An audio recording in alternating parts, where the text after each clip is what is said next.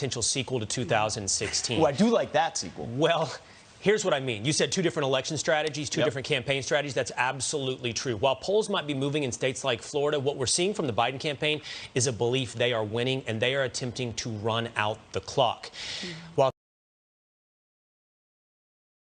most controversial issues like Hunter Biden and packing the court, and not, although he's been out a little more recently, not keeping up the same kind of schedule as President Trump. And the sequel will be, if they lose this election, very similar to the accusations against Hillary Clinton. Why didn't you go to Michigan? Why weren't you out there more? One place they will be, though, we assume, is a third, what would have been third, now second presidential debate. Here are the topics we know now for that next presidential debate: fighting COVID-19, American families, race in America, climate change, and national security leadership. Jedediah. Yeah, and I think this is going to be a really telling election, and that's exactly how I like it. You have very different visions for the country. You have a very different approach. Pete, you referenced the strategy with respect to COVID-19. I don't think could be more different.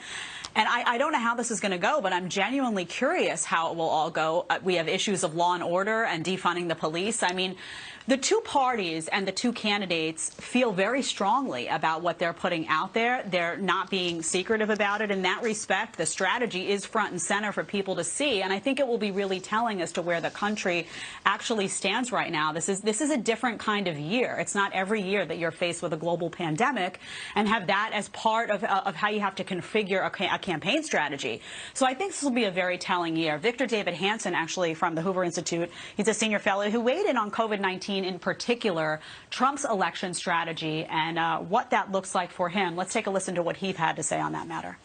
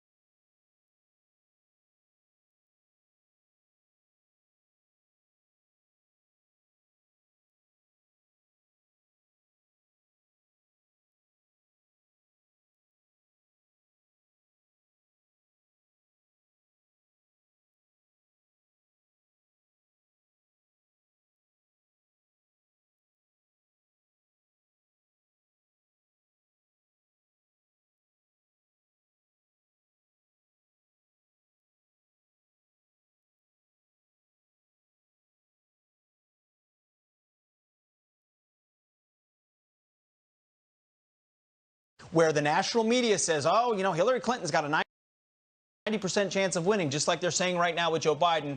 The national numbers don't matter. What matters in the states where Donald Trump is going repeatedly, time and time again, to build up the excitement and juice the turnout. We'll see where that goes. Now, part of what we saw this week, we didn't see a debate. Will, you referenced how it's going to be the second, was it going to be the third, now the second. We didn't have a debate, but we had dueling town halls. Everybody watched them. Well, there's new questions about ABC. Because if you look at the grilling that, the grilling that President Trump got, it was in quite contrast to what Joe Biden faced, which was a bunch of softballs. Here's some of the questions that were asked of Biden at ABC's town hall. Listen. The Supreme Court is our next topic. The questioner, Nathan Osborne of Philadelphia, Pennsylvania, Democrat. Our country's first Supreme Court gave its first rulings just 2 blocks from here, from 1791 to 1800, and it's become more polarized since then. So what do you think about ideas from people like Pete Buttigieg and others to put in place safeguards that will help ensure more long-term balance and stability? I want to get one more question in this segment, and it comes from Mika Hack. She's from State College, Pennsylvania. My youngest daughter is transgender. How will you, as president, reverse this dangerous and discriminatory agenda and ensure that the lives and rights of LGBTQ people are protected under U.S. law?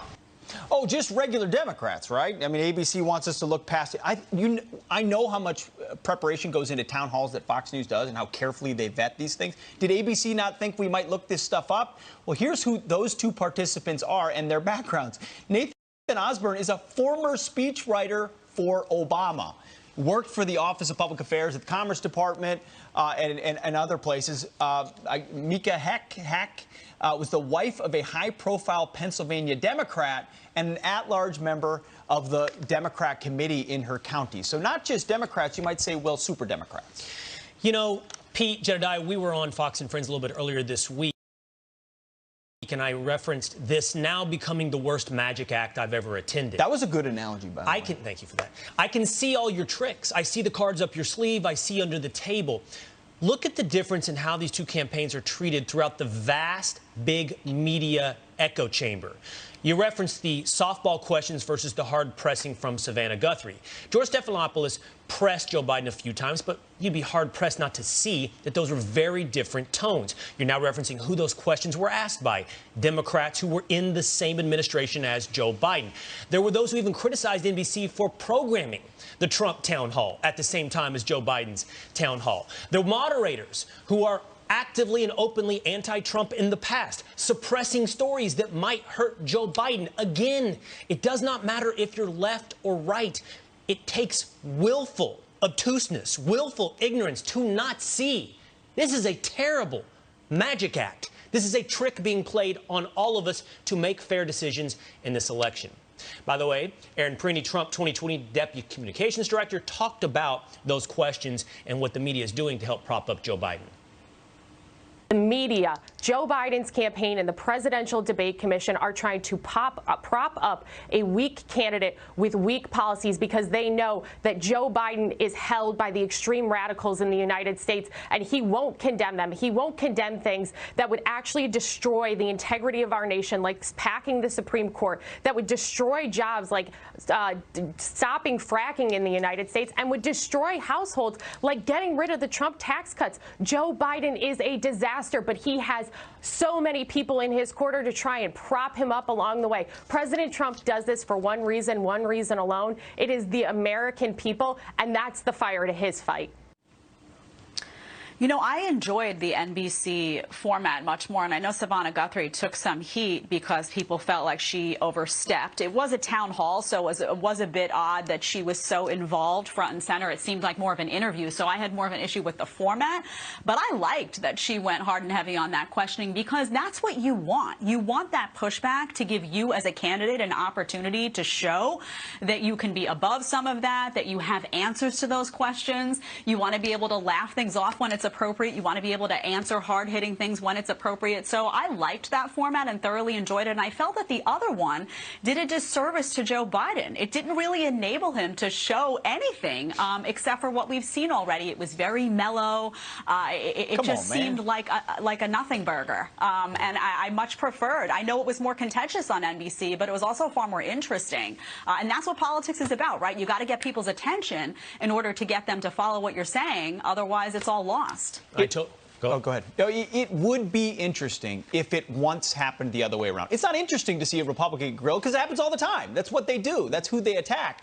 When they do it one time in a meaningful way to Joe Biden or a Democrat, that will be when this becomes interesting. But I do agree with Jedediah. If it's done face-to-face, if you're standing on a firm foundation of truth, when you face adversaries, you can come out looking better. Correct. I like that situation that President Trump was in the other night on NBC, and I think he did come out looking better. I agree with you on that. All right. Turning now to your headlines. A terror investigation is underway in Paris. Police say a teenager beheaded a teacher for showing cartoons of the Prophet Muhammad during a class. Officers opened fire on the teen after he threatened them with a knife.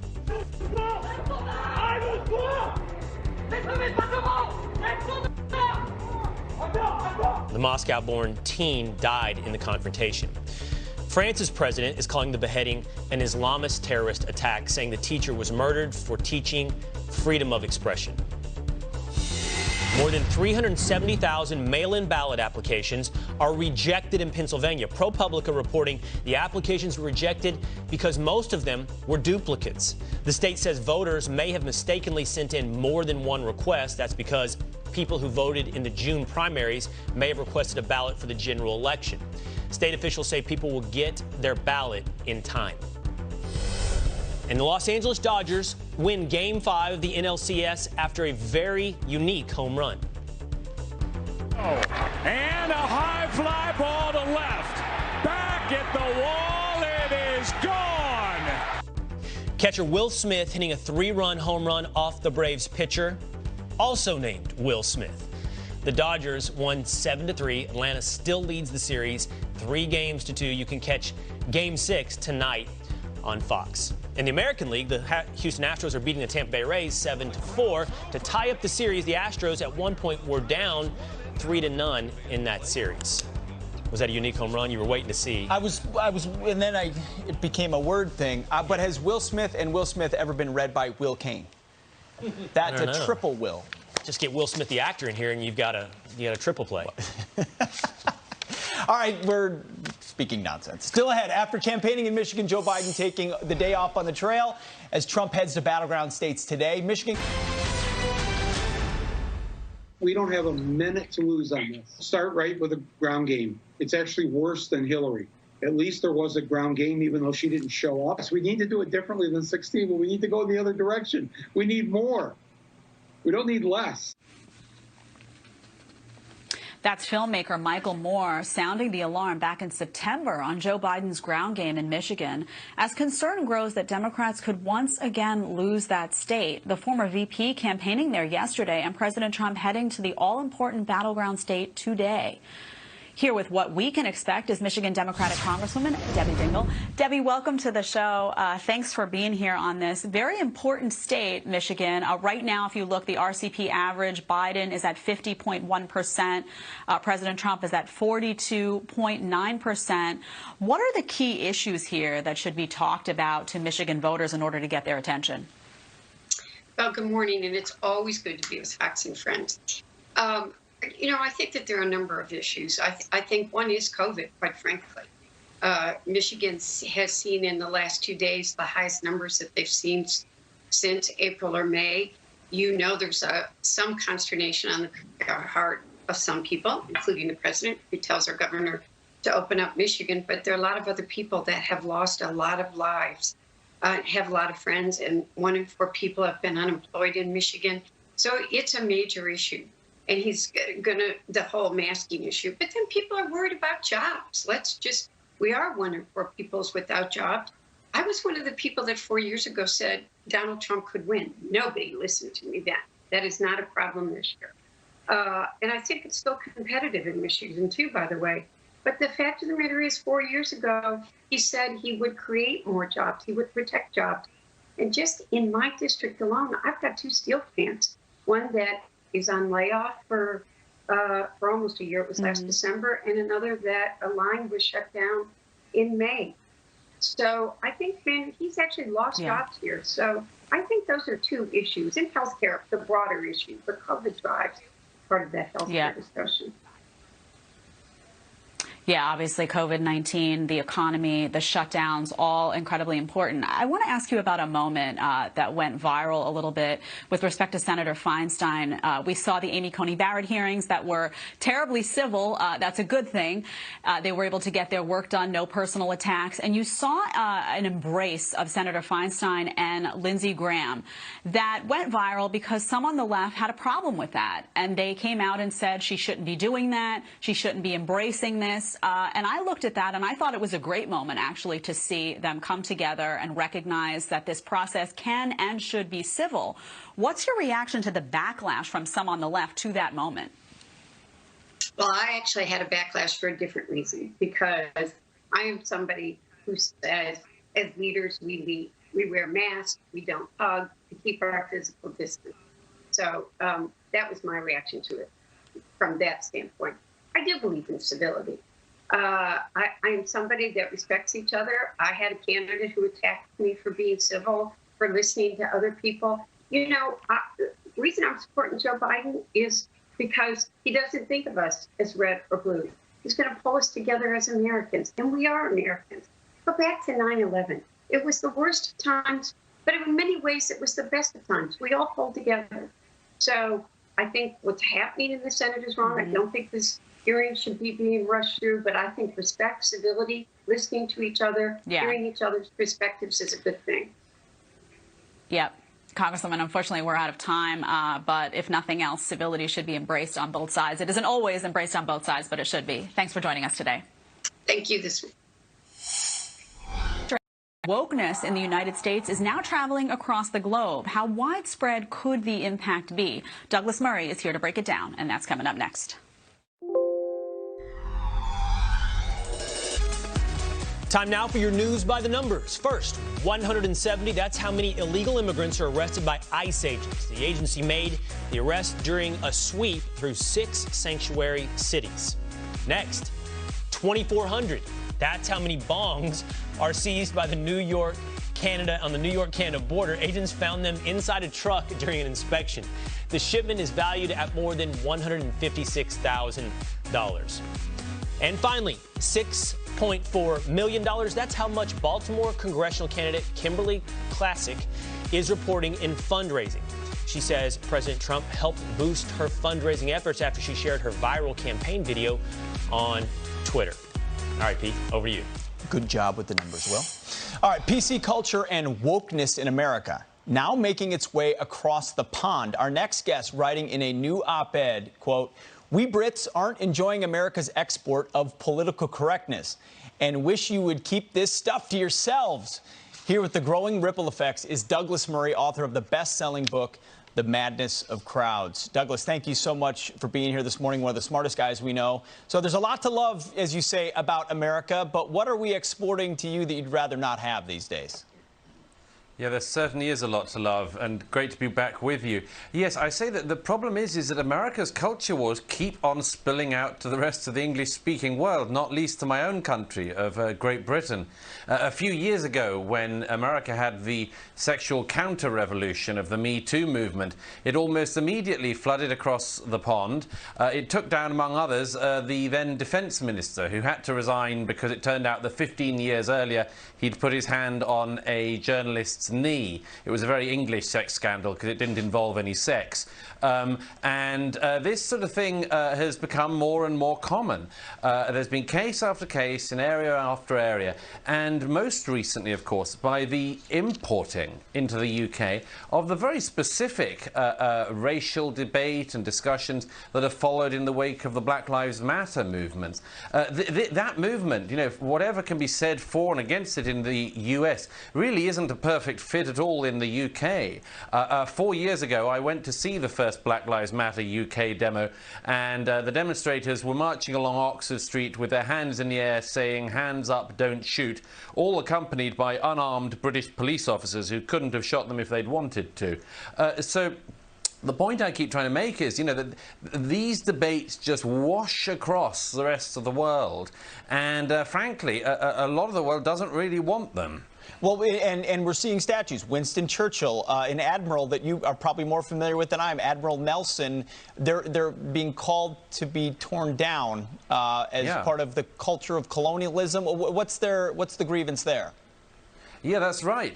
You know, just as in America, you go in no seconds from toppling of Confederates to the toppling of Abraham Lincoln and George Washington and more, so these sort of Antifa and BLM activists end up finding imitators in Great Britain. In the UK, we have the original anti-fascist, Winston Churchill, an actual anti-fascist, you know, the real thing, with his statue repeatedly assailed by BLM activists in the UK, saying that he's a racist. Just recently, yes, this week we have Admiral Nelson, who died in 1805, one of the great naval heroes of the UK, calls for his column in Trafalgar Square in London to be pulled down because of Black Lives Matter. The Greenwich Maritime Museum, the National Maritime Museum in Greenwich, says that Admiral Nelson's whole reputation now, 2 centuries later, is being reassessed in the wake of Black Lives Matter. And this is a problem, as I say, this is a totally imperfect fit. But, you know, the dominance of American culture and, you know, has so much to be said for it. The American export of so many great things around the world. You could list them. But this is a really negative thing, that the rest of the world started to imitate American culture wars at home. Such a great point. The man who defeated fascism is being targeted by anti-fascists. You couldn't make it up unless you wrote it in 1984. All right, Douglas Murray, thank you so much. We appreciate your insight. Always. It's a great pleasure. We'll try to do better for you. All right, up next, a young voter presses Joe Biden on what the Democrat Party is offering the black community. Besides, you ain't black. What do you have to say to young black voters who see voting for you as further participation in a system that continually fails to protect them? Rob Smith says Biden's answer was just empty rhetoric, and he joins us next. And before the presidential debate kicks off, we asked viewers to pick America's question from our friends at Fox Bet Super 6, and here's the winning question. How many times will Joe Biden say the phrase, "Come on, man"? Enter for a free chance to win $50,000. Download the Fox Bet Super 6 app and play the presidential debate game. Pick 6 possible outcomes, then watch the debate on Fox News on Thursday to see how it all unfolds. To say to young black voters who see voting for you as further participation in a system that continually fails to protect them. Well, I say, first of all, as my buddy John Lewis said, it's a sacred opportunity and right to vote. You can make a difference. If young black women and men vote, you can determine the outcome of this election. You hear what you needed to hear? I think so. Joe Biden getting grilled by a young voter during ABC's town hall with a veiled swipe at these comments Biden made back in May.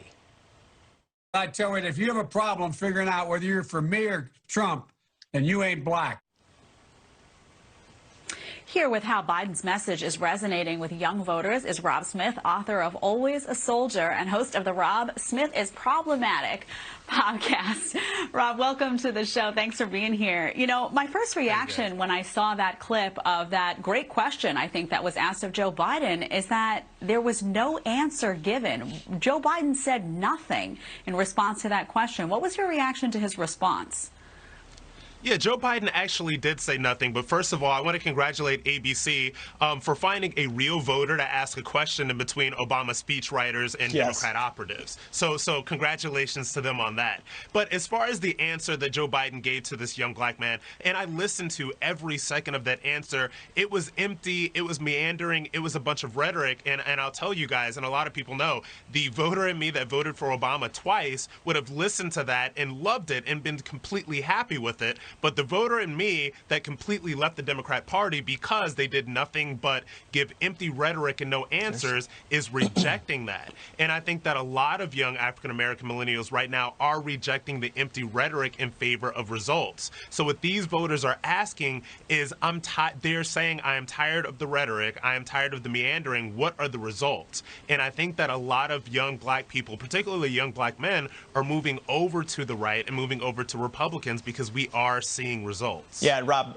even the camera was on that voter. He was asked if he was convinced. He didn't look very convinced, but he was on camera. No. What are you going to say in that moment? We want to get your take on another issue as well. The famous rapper, actor Ice Cube has talked about being willing to work with the Trump campaign on things to benefit the black community. He had an appearance canceled at first on CNN, which he criticized their decision to do that. Then he was on CNN last night. Here's a portion of what he said. I'm willing to work with both teams, but I'm just working with whoever is willing to work with me.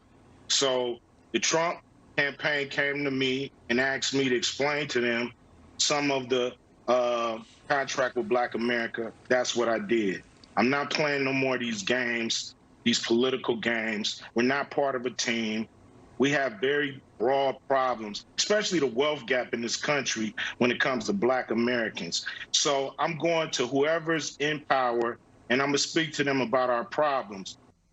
So, Rob, I mean, what else can you ask for? The willingness to listen, be heard, and talk through issues that can benefit people.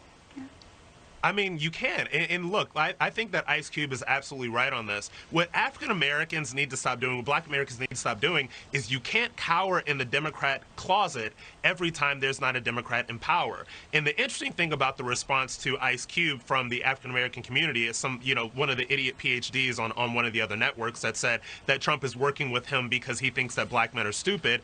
It's that Ice Cube got the same, criticism that a lot of Black Republicans get. He was called an Uncle Tom. He was called a coon. It was all of that stuff. But the funny thing about this is that he's not even a Republican. The only thing that he indicated was a willingness to work with the Republican administration to benefit Black America. I think this is a good thing. And like I said, I do believe that young Black men are the swing voters in this election coming up. And you're going to have more people that are tired of Democrat empty promises, tired of their rhetoric, and people with as much power as Ice Cube, as people like BET founder Bob Johnson, are going to be willing to work with Republican administrations because people are looking for results. It is about results, not rhetoric. Should be. Yeah, Rob, Ice Cube had a great tweet about all the times in his life he's been called a sellout and then turned into a success in response to all of this. I want to ask you about another rapper. I think all of us agree it's good if Joe Biden or President Trump with the Platinum Plan address the very specific issues that are needed within the Black community. But I'm curious if you think this is also progress. Diddy announced that he was launching a new political party. This is what he tweeted. I'm launching one of the boldest things I've ever launched. I'm launching a Black political party with some young Black elected officials and its activists. It's called Our Black Party. It doesn't matter if you're a Republican or Democrat. Rob, this country seems to be moving more and more into defining ourselves by race. While we want to address issues, is it wise to define political parties by race? I don't believe so. It seems a little separatist to me. And look, when I saw the Diddy stuff about the new Black Party, I mean, it just, to me, it looked like a PAC, and I guess that they're going to raise money for candidates. It didn't really seem like an actual political party. But the thing about it is that I don't believe that this is going to be something bipartisan. It says that, oh, it doesn't matter if you're Republican or Democrat. I don't believe so. I think that this is just another celebrity that is going to use Black people to funnel money to Democratic candidates. So this doesn't seem to me like something that is going to be on the level that is really going to change anything. All right, Rob Smith, really good stuff this morning. Thank you. Yeah.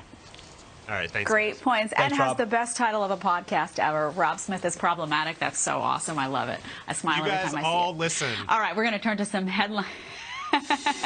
We're going to turn to some headlines for you now. Disgraced Chicago Police Superintendent Eddie Johnson had the equivalent of 10 drinks the night he was found passed out behind the wheel. That's according to a newly released report from the Chicago Inspector General's office. It says 7 officers helped cover up the incident by not doing a thorough investigation and making false statements. All of the officers have been suspended. Johnson was fired last year for lying about the incident. And the Supreme Court will review President Trump's census case. Justices will hear arguments over whether the administration can exclude illegal immigrants from the count that's used to reallocate seats in Congress. A lower court ruling blocked the president's push last month, calling it unlawful. The Supreme Court hearing is scheduled for November 30th. And Dale Earnhardt Jr. is welcoming a new addition. He and his wife, Amy, welcoming their second baby this week named Nicole. The couple already have a 2-year-old daughter named Isla. Dale says his wife had a healthy pregnancy, but says it felt longer because of the pandemic. And those are your headlines. All right. Thanks, Jedediah. Now let's go to Adam Klotz for the latest on the weather. What's up, Adam? Hey, good morning, guys. Well, it's beginning to feel like winter in large portions of the country. That's going to continue to be the case here as we move through this weekend. Already waking up this morning. If you're in the Midwest, you're feeling this. Some spots getting down to around freezing, and no surprise when you see a number like 31 on the map. We've got freeze watches and warnings that have settled down in across the Midwest, stretching in the Appalachian Mountains. So from places like Louisville up into Detroit, Columbus, Cleveland, all areas where you've got those freeze warnings or watches. This is just one round of cold weather, and unfortunately, there's going to be a little bit more back behind it. I'll take you up into the northern plains. This is going to get into early tomorrow morning, and you're seeing temperatures again dropping down into the 20s, the low 20s. Out in front of this, that is snow falling. It's getting more and more like winter. Not a really big amount of snowfall, maybe just some rain wrapping up into the Great Lakes, but back along some of those higher elevations, we could be talking as much as 6 inches of snow, 12 inches of snow. I'm not ready for it, guys, but winter is slowly coming this way. Back out to you. Sure is. Thanks, Adam. Thank you, Adam. All right, outrage rose over big tech censorship. Now top bosses will be grilled on Capitol Hill this next week.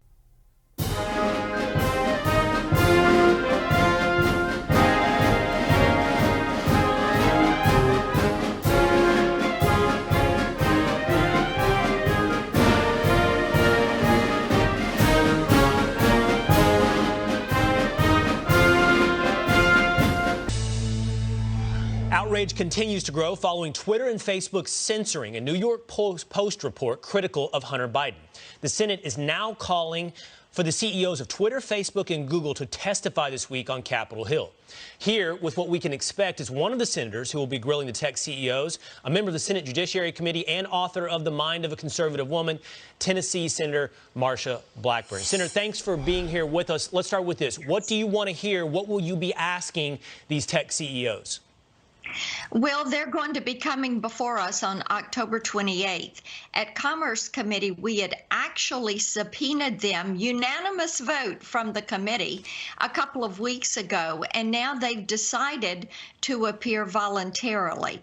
So what we are looking at is Section 230 and the reforms that are going to be necessary for Section 230. Now, this deals with that liability protection shield that big tech has been hiding behind and censoring, using to censor conservatives, censor many of our entertainers.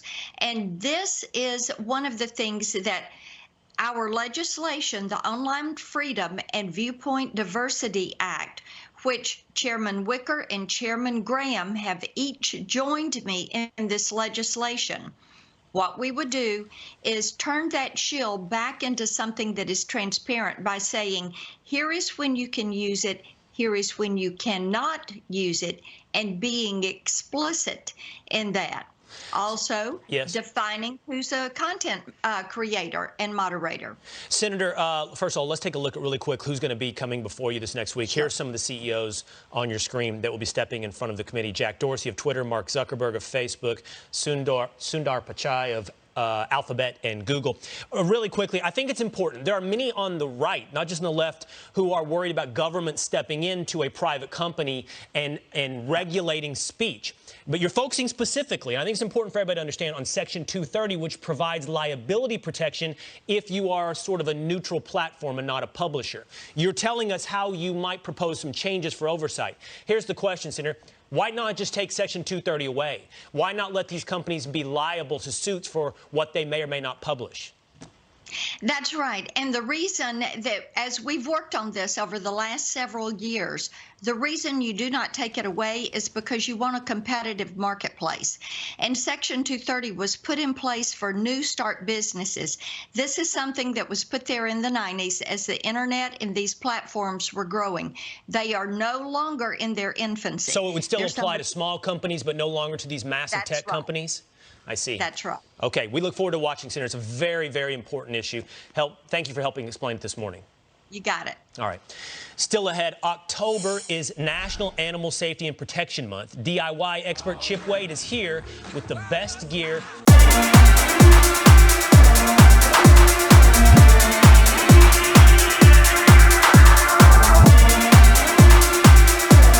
October means pumpkin spice lattes and Halloween, but did you know it's also National Animal Safety and Protection Month and, Pete, Pet Wellness Month. Who knew? No, I did not. I didn't know pets needed wellness. Here with some gear to keep our four-legged They friends do. happy and healthy, DIY expert Chip Wade. All right, Chip, we didn't know, but now we do. So tell us how to take care of these guys. Absolutely. With the weather coming in a little bit cooler, we're spending more time inside, which means pet safety is actually really important, especially pet fire safety. Now, about 1,000 home fires a month are actually started by our family pets, and about 500,000 pets suffer from smoke inhalation annually. So it's definitely something we need to consider. For pet owners, 36% of them actually don't know or don't actually have a carbon monoxide alarm. Now, you should install these all throughout the house, but what's most important is knowing when and how to replace them. You might not know that a smoke alarm actually needs to be replaced 10 years after its manufacture date. They don't last forever, even if the battery is good. Now, a quick way to figure that out is looking at the back. The manufacturing date. Again, these last about 10 years. Carbon monoxide alarms last about 7 to 10 years. I like to actually write my date of install on the side so it's really easy and no mistakes are made. You can find out more about this at kidde.com/petsafety. Now, I love smart devices. This is the Fi Smart Collar. This is the coolest smart collar I could find. It goes right on your dog. What's awesome is you can do geofencing to keep them inside the yard. You can tell if they get away and you need to go look for them. But they even have cool features like monitoring them while they're with a dog walker, or even while you're on vacation. Even tracking your steps is super, super fun for your dog. Keeps them in shape. That makes us all happy. All right, next up, I'm going to show you guys how to keep our pets clean and us really happy. This is the Waterpik Pet Wand Pro. Now, notice we have the water comb technology. The water comb on the Pet Wand Pro actually penetrates deep into the fur of some of our pets that have that really thick fur. So it's really important. It comes with an 8-foot hose. It has all the shower connections, even a hose connection for outside. You can see Bentley loves it. Mara and Anne Elizabeth are in there getting the job done. All right, next up, we have got the Hoover Smart Wash Pet Complete Carpet Cleaning System. Most people don't realize you need to be cleaning your carpets 3 to 4 times every single year. A lot of people don't do that. They just vacuum and think it's all good. The Smart Wash Pet Complete is easy like a vacuum, but you push it forward and it cleans, you pull it back and it sucks up all that stuff and dries. Now the handle actually comes out really easily. It's got the spot chaser so you can clean up all those little messes. Super awesome. And Hoover has all of the different stuff as well. This is actually the Paws and Claws cleaning solution. It's great for messes, odors, all that type of stuff. This is all available on hoover.com. This runs for $2.99. If you're interested in the Pet Wand Pro, that's available on Amazon for just $39, which is amazing. We've got all of this on wadeworkscreative.com. Check it out. We've got the blog up with all the links in case you didn't write it down. But let's take care of our pets. Let's keep them safe. Have a great day. Wade Works Creative. My cats keep running in the neighbor's yard. Is there a shock collar for cats to keep them in your yard? Is that okay? Have him as trained as he does his dogs. That's what? His dogs are good. It's a very dog biased segment. It's okay, Chip. Let me know. Email. Is there a cat collar? All right, Wade, Chip, thank you very much. Coming up, while the media largely avoids covering the explosive Hunter Biden report, one reporter finally asked Joe about it. His response, top of the hour.